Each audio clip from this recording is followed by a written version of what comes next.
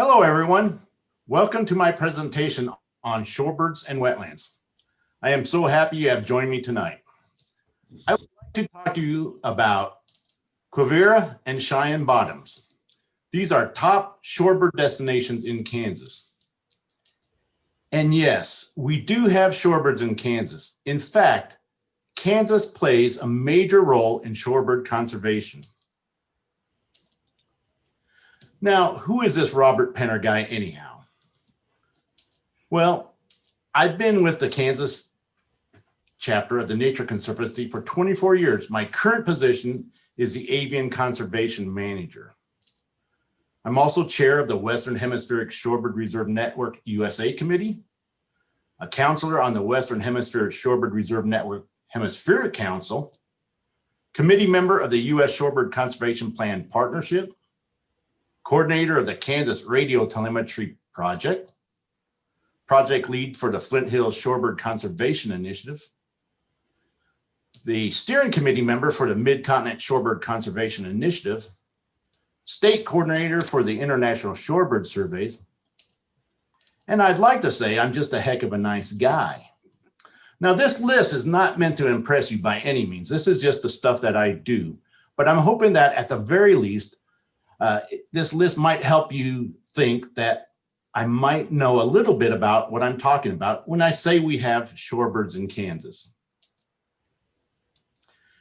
Before we get to shorebirds, as many of you know, we are in the midst of a global biodiversity crisis.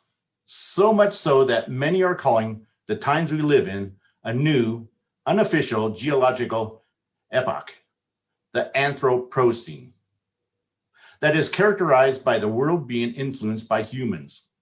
So much so that human activity is having a significant impact on the planet's climate and ecosystem. And those changes are being seen in bird populations. Earlier this year, a study was published in Science showing some of the dramatic declines in bird populations in North America since 1970. They estimate that there are 2.9 billion fewer birds breeding today than there were in 1970. And shorebirds are not immune to these declines. In fact, shorebirds have the highest proportion of native species in decline. An assessment of shorebirds in Canada found that while shorebird species as a group have declined by 40% since 1970, shorebirds that migrate long distances have declined more steeply by 52%, compared to short distance migrants that have declined by 23% over the same time period. In the Americas, shorebirds move between breeding and non-breeding areas along broadly defined flyways that link northern breeding areas with more southerly non-breeding areas. Although some species don't migrate north and south along this exact same pathway. In the Americas, these flyways are the Pacific, the Mid-Continent, and the Atlantic flyways. To help conserve species in the Americas, flyway-wide conservation strategies have been developed in both the Atlantic and the Pacific flyways. This is where conservation partners across many countries have worked together to outline conservation strategies that address the specific needs of particular flyways. Now, the Mid-Continent flyway is just in the beginning stages of development. Kansas is in the Mid-Continent Americas flyway, which is roughly bordered on the west by the Rocky Mountains and on the east by the Appalachians. The Mid-Continent of North America is host to more shorebirds during pre-breeding period than the other two combined. During post-breeding, we can't quite say the same thing because about 2 million birds return south following the Atlantic Americas flyway. But no matter how you look at it, the Mid-Continent is extremely important to shorebirds. Most people think that shorebirds are just passing through the region. But the fact is that 41% of the 45 species in the region actually nest here. Species like the American avocet or the spotted sandpiper. and the black-necked stilt, and the Wilson's phalarope. And even the killdeer, the snowy plover, or upland sandpiper represent some of the shorebirds that nest in this region. Also, while many species that use the mid-continent of North America do migrate long distances to spend their winters in southern South America and breed in the Arctic, a fair number of shorebirds in this flyway are short distance migrants, like the killdeer, that may not leave Kansas in the winter, or at least moves just down south into Oklahoma. And the shorebirds that use the mid-continent are not immune to population declines that are being seen in birds everywhere. More than half of the mid-continent populations are showing long-term declines. Now, there are 6 shorebird species that have more than 90% of their populations passing through the mid-continent, making this region extremely important to their survival. The entire population of Hudsonian godwits are passing through the mid-continent during spring migration. And it is highly likely that all of these are passing through Kansas and stopping at places like Cheyenne Bottoms and Quivira. Even when we take it down to that 70 to 90% level, we still see a large number of shorebirds passing through the mid-continent. And all of these species occur in good numbers here in Kansas. With over 20% of the global population of long-billed dowitchers and over 57% of the Baird sandpipers passing through places like Cheyenne Bottoms and Quivira. Now, perhaps you have seen claims that nearly 1/2 of all North American shorebirds migrating east of the Rocky Mountains stage at Cheyenne Bottoms, or something like Cheyenne Bottoms hosts more than 90% of the population of Wilson's phalaropes, long-billed dowitchers, white-rumped sandpipers, and Baird sandpipers. Well, I hate to tell you this, but these are not accurate statements. These type of population estimates were made back in the 70s and early 80s and are no longer accurate because, number one, the survey protocol being used during those years was not followed as it should have been. See, shorebird survey protocol requires conducting the survey at the most every 10 days. This allows for nearly complete turnover of shorebirds. Back then, the survey was sometimes conducted one day and again the very next. So species were counted twice or sometimes 3 times. In reality, the entire mid-continent can only claim about 46% of the Wilson's phalarope population. And we have already talked about Cheyenne Bottoms and the numbers of long-billed dowitchers and Baird sandpipers used in the area in good habitat years. Although the true numbers that visit these areas may not be as impressive as has been published in the past, Cheyenne Bottoms and Quivira is still vitally important to shorebird conservation. But perhaps the biggest reason why the claims from the 70s and 80s made about Cheyenne Bottoms and shorebirds is not relevant today is that the population estimates back then were no way nearly as accurate as they are today. Along with much more complete coverage of on-the-ground surveys in both North and South America, we have at our disposal new technologies such as geolocators, satellite tags, and MODIS nanotags, which gives us a much more detailed look at where shorebirds stage and how and where they migrate. And all of this gives us a much more accurate shorebird population estimate. Now, there'll be a little bit more about this technology later. The Western Hemispheric Shorebird Reserve Network, WISRN for short, is a conservation strategy for shorebirds in the Americas. These 107 sites in 17 countries are today part of the Western Hemispheric Shorebird Reserve Network, meaning that they are very important to shorebirds because they host large numbers of shorebirds or a significant proportion of a certain population of shorebird species. These are also places where communities and organizations have made commitments to conserve the species that use these sites. WISRN is made up of 422 different partners. Because of the clear importance of Cheyenne bottoms and Quivira to multiple shorebird species, these two sites are part of the Western Hemisphere Shorebird Reserve Network. Now, Cheyenne Bottoms is a site of hemispheric importance due to the fact that over 500,000 shorebirds have been recorded in a single year, but that was many years ago. We no longer see those kind of numbers, but we can still claim that we support 30% of a biogeographical population of a single species, which is another criteria for designation. And Quivira is a site of regional importance because they have documented over 20,000 shorebirds in a year. But it is most likely it could be upgraded to international importance because I believe they can document 100,000 shorebirds some years, or at least 10% of the biogeographical population for a species. Satellite views of Cheyenne Bottoms and Quivira really do not do the areas justice. In fact, it is difficult to tell from this height why the sites are so important to migratory birds. But from a bird's eye view, it becomes clearer why these areas attract tens of thousands of waterfowl and shorebirds when conditions are right.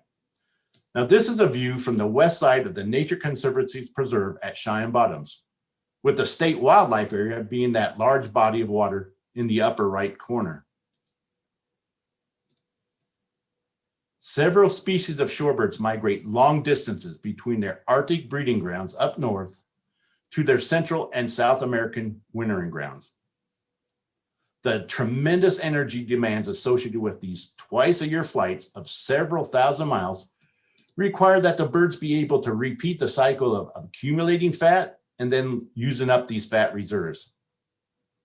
Because these long-distance migrants cannot make the journey without periodically replenishing fat reserve, stopover sites such as Cheyenne Bottoms and Quivira become critical to the survival of many of these species. Shorebirds need a chain of stopover sites from the Arctic to South America. Threats to shorebirds have become more diverse and widespread in recent decades and pose serious conservation challenges. Unregulated hunting, predators, human disturbance, habitat loss, and climate change threaten these birds' survival.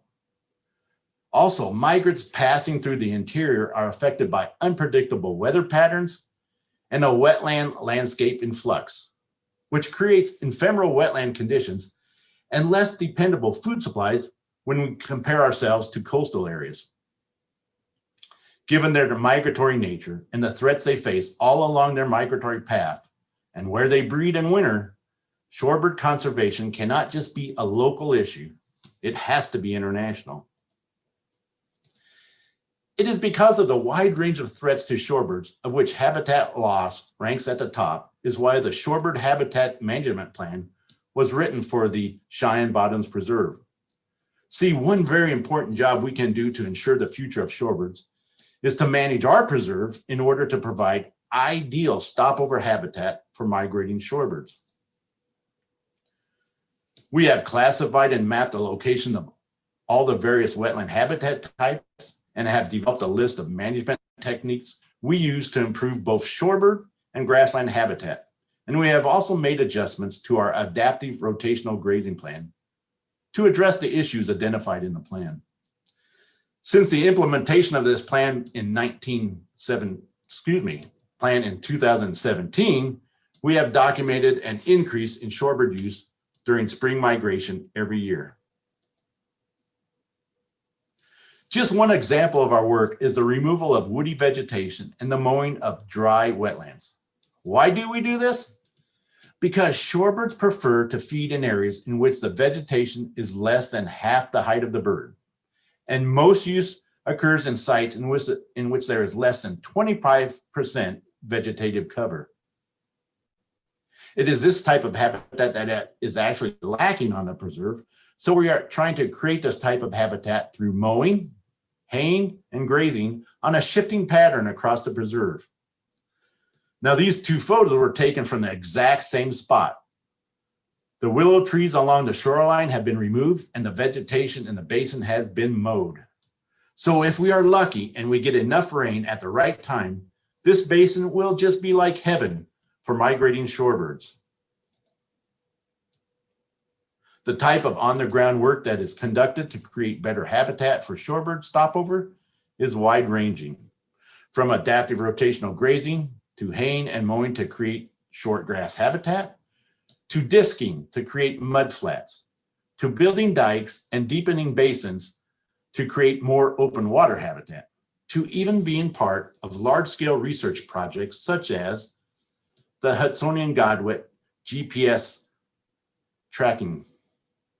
See, for a number of years, I have had a small part in a larger research project, tracking Hudsonian Godwits via GPS transmitters.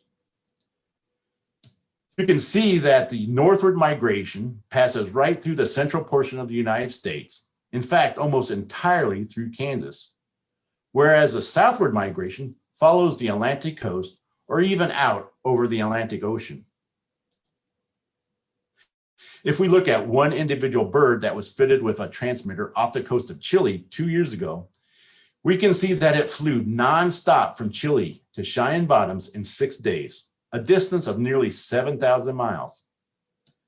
It spent 4 days feeding and resting at Cheyenne Bottoms, then flew to the South Dakota, North Dakota border, and then on up to Alaska. This spring, we had another individual that flew from Chile to northern Texas nonstop. And then another flight up to Ellsworth, Kansas, which is northeast of Cheyenne Bottoms. It bounced around for a few days, as you can see in the upper right corner. And then it backtracked down to Cheyenne Bottoms, as seen in the lower right corner. She was newly tagged this January, so we had to wonder if she had visited Cheyenne Bottoms the previous migration and was somehow looking for it when she turned around. Even so, she only spent 1 day at Cheyenne Bottoms before continuing her northward migration. Now, COVID-19 has placed many projects on hold. GPS tagging of American avocets was scheduled to start this spring, but has been postponed until spring of 2021. A PhD student from the University of Missouri will be capturing and tagging avocets along the Texas coast, and we will be tracking their migration through the Central Flyway. Here at Cheyenne Bottoms, we installed 2 Modus wildlife tracking towers in October. The large tower is next to the Nature Conservancy Preserve Maintenance Building, and the second and smaller tower is on the Kansas Wetlands Education Center Pavilion. These 2 towers create like an electronic fence that should pick up any birds that have been fitted with nano tags. Now, Cheyenne Bottoms has long been identified as a spot that needed tracking towers, as current shorebird migration data here in the Great Plains is sorely lacking. I have colleagues in Canada and Alaska that are tagging shorebirds, as well as some colleagues in Colombia and other South American countries. So it is my hope that we can assist in their research and also support one of the largest migratory conservation and research initiatives in the world. In fact, I got a couple thank you letters from South America shortly after our towers went online. Now, I should mention that nano tags can be so small and lightweight that they have been placed on butterflies and dragonflies. The typical range for a single tower is between 15 and 20 miles or more under ideal conditions. You can see that we not only cover the entire Cheyenne Bottoms Basin, but also outside the basins for quite a ways. This allows us not only to track shorebirds, but other avian species as well. So these towers are part of my Kansas Shorebird Radio Telemetry project, but also some of the first towers installed as part of the Great Plains Chihuahuan Desert Modus Tower Collaborative, which is working to fill the void and the lack of data for both shorebirds and grassland birds here in the Great Plains. Now, raw data kind of looks like this, where you see a bird coming in on the left side of the graph, then moving around for a short period, and then enters a rest period, and then activity begins again on the right side. Using this raw data, we will be able to determine arrival and departure times and daily activity, and we'll be able to refine the estimated shorebird length of stay. Length of stay is a critical piece of information for interpreting counts at migration stopover sites. Establishing baseline lengths of stay at important stopover sites, such as shine bottoms, is extremely important. Now, the Nature Conservancy has made the commitment to protect Cheyenne Bottoms and the Flint Hills because of their importance to shorebirds and other wildlife. However, if we do not work on shorebird conservation along the entire Western Hemisphere, any efforts to manage the preserve as a prime stopover site for shorebirds will be a waste of time and energy. From stopover habitat to breeding grounds to wintering grounds, to be truly effective, such an approach must coordinate research, conservation, and management efforts of many groups across multiple political boundaries, and where possible, consolidate resources. Shorebird conservation is truly an international issue. Now, just in case I haven't convinced you that Kansas is important to shorebird conservation, I want to introduce you to my top 10. These are the shorebirds in which a significant percentage of their entire population migrates through the Central Flyway. So Quivira and Cheyenne Bottoms and even the Flint Hills are essential to their survival. This list includes wetland species such as the semi-palmated sandpiper and the Hudsonian godwit, and the American avocet and the Wilson's phalarope, and the Baird sandpiper and the stilt sandpiper, and the long-billed dowitcher. And then there's the grassland-dependent species such as the upland sandpiper and the buff-breasted sandpiper, in which 52% of its global population has been documented in the Flint Hills during spring migration. And then there's the American golden plover, in which 28% of its global population has been documented in the Flint Hills during the spring migration. And I'll be honest, it is highly likely that these species are undersurveyed. Now, let's move from shorebird conservation to just birding for the pure joy of it. At least 356 of the 482 species of birds known to occur in Kansas have been recorded at Cheyenne Bottoms. There are roughly 130 species that breed in the area, 148 species that may winter here, and about 70 species that occur year-round. There have been nearly 40 species of waterfowl recorded and 41 species of shorebirds. Avian population surveys have been conducted at Cheyenne Bottoms for many years, and the same can be true for Quivira. Now, if you include the Christmas bird count at Cheyenne Bottoms, we have survey data back to 1958. So we have a pretty good idea of bird populations and their period of occurrence on the area. Now, I often get asked, when is the best time to visit Cheyenne Bottoms for shorebird viewing?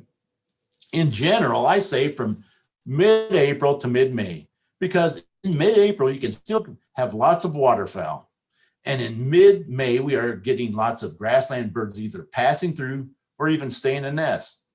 But if you really want to get precise with shorebirds, then it would be around the second week of May, at least according to survey data previous to 2005. But climate change may be affecting a shift in migration timing. Data from 2005 to 2020 may be exhibiting peak migration of shorebirds arriving a week or more earlier. And this actually follows a trend seen on a hemispheric level. So when we have good moisture, which means good water levels at Quivira and Cheyenne Bottoms, we can have tens of thousands of migratory birds passing through, with the peak for shorebirds around the 1st of May. Using past data, we can see what the most common shorebirds were at Cheyenne Bottoms, and I would expect that this is similar to what Quivira has experienced up to 2005. With the top 5 most common shorebirds being Wilson's phalarope, Lee's sandpiper, both species of dowitchers, white rump sandpiper, and Baird sandpiper.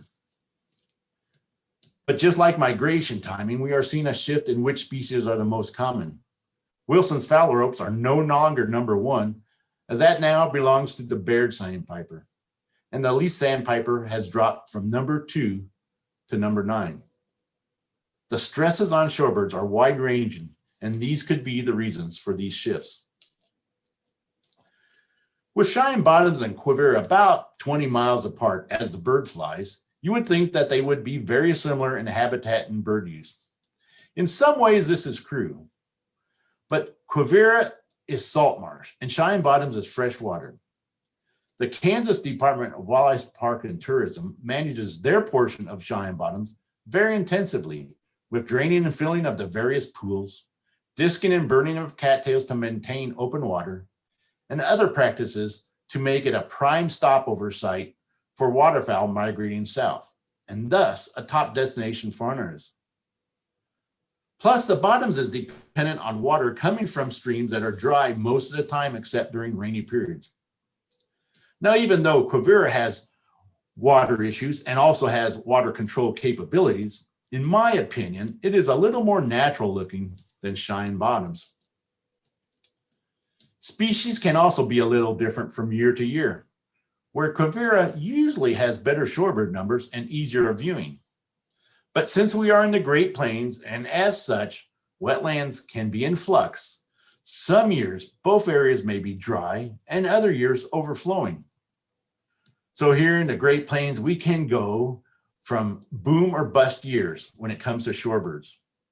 Even in a given year, one area may have perfect conditions and there's lots of birds, and the other nearly nothing.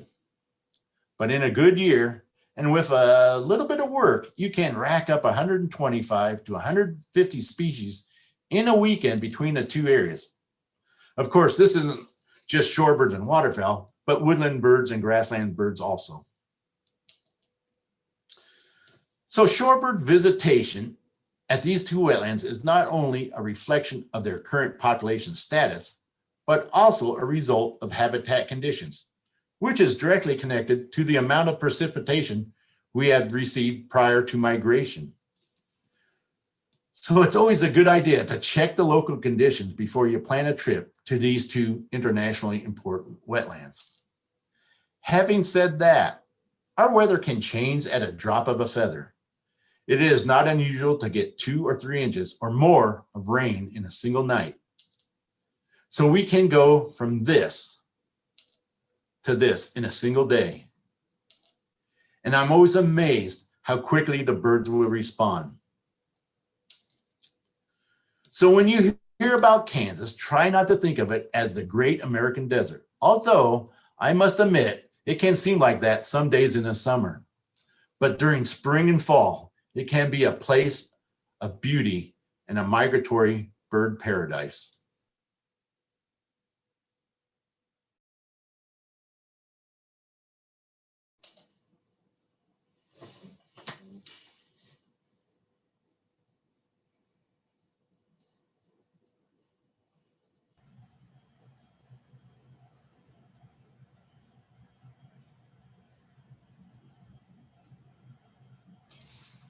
Well, thank you. And you have your mic on there. Yes, good. I do. Yeah, I'm ready to go. You're ready to go. Okay. I'm waiting for questions. We'll see. But that was just wonderful. Thank you so much for doing that. No, I enjoyed it. And I'm going to leave this up here just for a few minutes so that people can get that.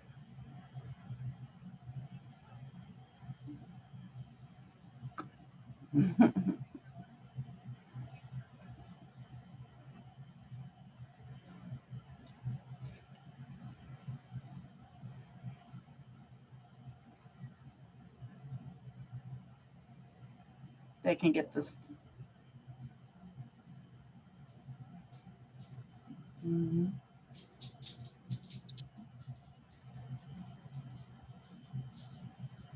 Okay. So we are back with our speaker, and hopefully we'll get some questions coming in, but I don't have any yet. So Well, that either means I did a really good job or a really bad job. So, I think you did a really good job, but hopefully we get some questions too. Um, what kind of questions does people usually ask you? that's well, of course, I covered the one. I mean, the most time is when's the best time to come to Cheyenne Bottoms for shorebirds, Mhm. and that's shifted a little bit, but around the 1st of May is always a pretty good time. In fact, every other year, except for this coming year, we have the Wings and Wetlands Bird Festival, and we always try to shoot for right around that last weekend of April because that's when we're going to get the most birds. And the other questions you always kind of get about shorebirds is a good question is what happens when Cheyenne Bottoms is dry. Well, fortunately, with Quivira so close by, usually one or the other has water. When they don't, shorebirds are forced to move on to their next stopover site. And as I said before, when they have such high energy demands, it can be really kind of perilous migration through the Great Plains if we are in a drought period. They have to sometimes they'll just bypass Kansas and move on up north till they find water. So that's why it's so key to have numerous wetland sites scattered through the Central Flyway into South America and up into Canada. We have a question. Great. Yeah. Aren't most shorebirds insectivores? And is there a way to increase food potential for them? Yeah, well, yeah, most of them are. Most of them are feeding on invertebrates in the mud, but there are some species that will feed on seeds. There's, but for the majority of coming through the Great Plains, they are feeding on insects. And so some of the management techniques that we do to increase food availability, we go in and we disc these dry basins with the hope that it's going to be wet in the spring, because what that does is it gets that vegetation worked into the soil, and then lots of invertebrates will feed on that. So then the shorebirds can come and feed on that. They also, shorebirds like that, especially the ones that use the grasslands, like that short grass habitat. That makes it a lot easier for them to find insects, crickets and grasshoppers and anything. So what we try to do is create the ideal habitat conditions, and when we get the rains, the invertebrates populations will respond. Well, we've got a woman that would like for you to list your top 10 birds again slowly. And if you want me to see if I can find that in the video, or if you can find that way she could see it, Yeah. I could remember it too. Okay, I'm going to share my. If I can find how to do that. Let's see. Yeah. Okay. Okay. Now let's share this, and you can tell them what they are. Okay. These are the ones that I consider the top 10 because significant numbers of these are passing through Kansas. Again, up here is the semi-palmated sandpiper, the Hudsonian godwit, the American avocet, the Wilson's phalarope. This one down here is the Baird's sandpiper. Over here we have the stilt sandpiper, and then this is the long-billed dowager. These are all the birds that like to get their feet wet. Now there's the group of grassland dependent shorebirds like the upland sandpiper, the Bethbrett's sandpiper, and the American golden plover. Great. Okay, coming back. We have another question. Thank you for the excellent presentation. I love hearing about the new ways to monitor birds. She always says that it's even on a bad day, Quivira and Cheyenne Bottoms is a great place. So that's great. I will have to agree with that. Yeah. Yeah. Okay, and let's see if I got another. Oh, yeah. Should we stop using the term central flyway? Has our understanding the four major flyways changed? That's Curtis Wolf. I don't know. I know that guy. You know that guy?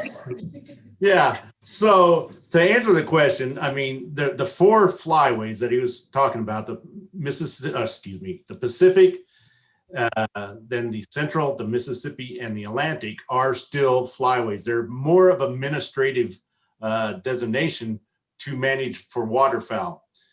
With shorebirds, they're a little bit different in that the species that use the Pacific and the Atlantic are pretty much different than what uses the interior of the United States. So for conservation planning, we lump the Mississippi and Central Flyway into one because it's pretty much all the same shorebirds and basically some of the same threats that we have to address. So yeah, it's a little bit complicated, but for shorebirds, we use 3. For waterfowl, they still use 4. That makes it very clear. Yeah. Yeah, clear as somebody said, clear as Mississippi mud. Sometimes clear as Cheyenne Bottoms mud at times. So yeah. Another question. How do the birds differ between Cheyenne and Quivira? Do some visit only the salt marsh? well, because of the northern part of Quivira being salt and the very far south is fresh water. The salt part, because of its high salinity, creates these salt flats. So that creates keeps the vegetation down, and things like snowy plovers and really like that habitat. They really like that stuff. And so there's always lots more snowy plovers at Quivira. Also seems, and I haven't figured out why, blacknecks still seem to be more common down there. But in general, except for a few species, yeah, we get the same number, or not the same number, but the same species up at Cheyenne Bottoms as Quivira. But it's like the richness of each species can vary quite a bit. Okay. So I always say when you come to Quivira, go to Cheyenne Bottoms or vice versa, because there is a chance you're going to pick up new species at one. Yeah. Another question is, are there any whooping cranes at the Cheyenne Bottoms and Quivira at the same time? Yes, there is at times. Quivira, again, just seems to be more, they like it a lot more. There's always more numbers down there, but sometimes we'll get good numbers up here at the same time there's down at Quivira. Typically, a lot of things happen, particularly in fall migrations, that they'll stop at Cheyenne Bottoms for a while and then they hop down to Quivira. So yeah, we'll get them both at the same time, but I always think Quivira, for some reason, just for sandhill cranes and whooping cranes, always seems to attract more of those. They're just more reliable. And having said that, there was a year here on the Cheyenne Bottoms Reserve that we hosted about 5,000 sandhill cranes all winter long. And wow. That mainly because some of their winning grounds down south were bone dry and we still had water. So birds are not always predictable on what they're going to do. Well, we got one more here. Why do the shorebirds take different migration routes in spring versus fall? And as I understand it, only one does, and that's the Hudsonian godwit. But you better answer that. There's actually, well, you see, Cynthia, you weren't paying attention. About 2 million birds that come through here during spring migration follow the Atlantic coast on the way back. There's actually a couple of reasons.